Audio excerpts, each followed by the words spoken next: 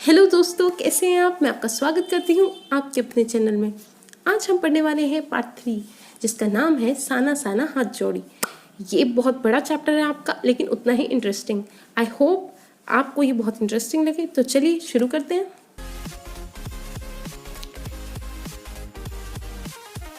कहानी की शुरुआत में लेखिका बताती हैं कि वो आसमान की ओर देखकर हैरान हो गई।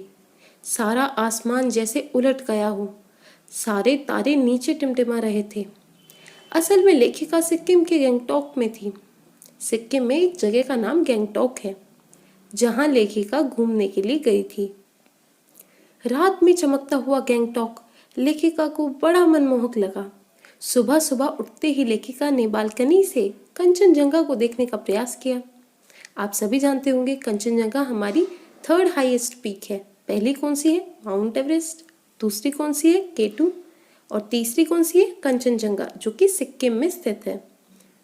तो उसी को देखने का प्रयास लेखिका ने भी किया, किंतु बादल होने के कारण उन्हें कंचनजंगा नहीं दिखी।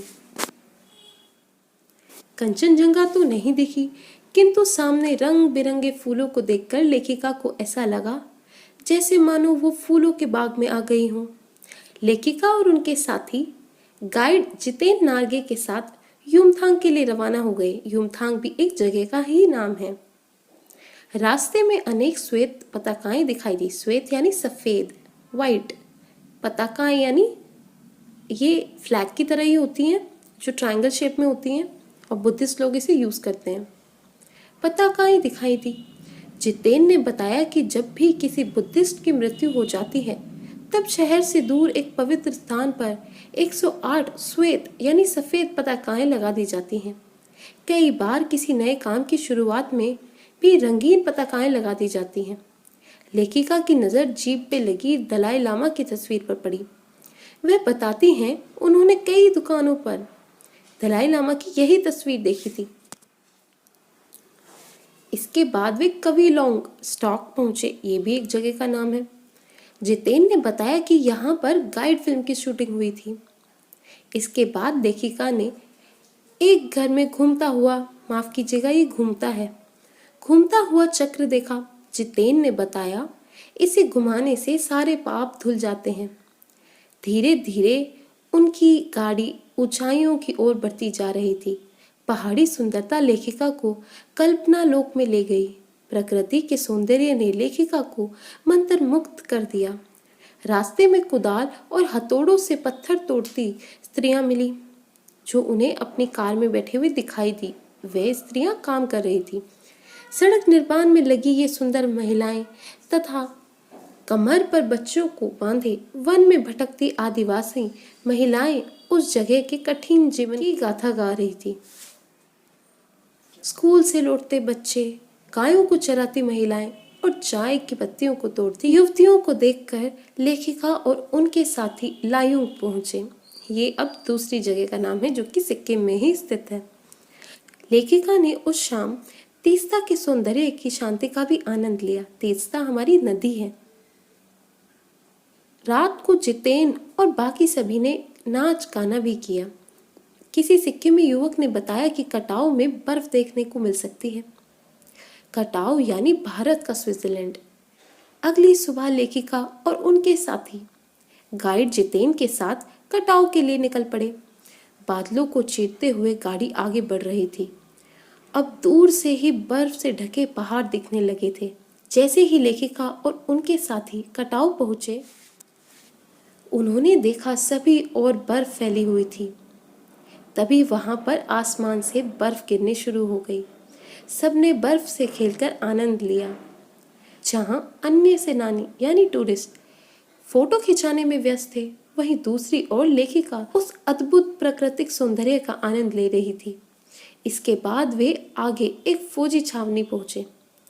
लेखिका ने एक फौजी से पूछा, इतनी ठंड में आप लोगों को बहुत तकलीफ होती होगी। फौजी ने जवाब दिया, आप चैन से सो सकें, तभी तो हम पहरा दे रहे हैं।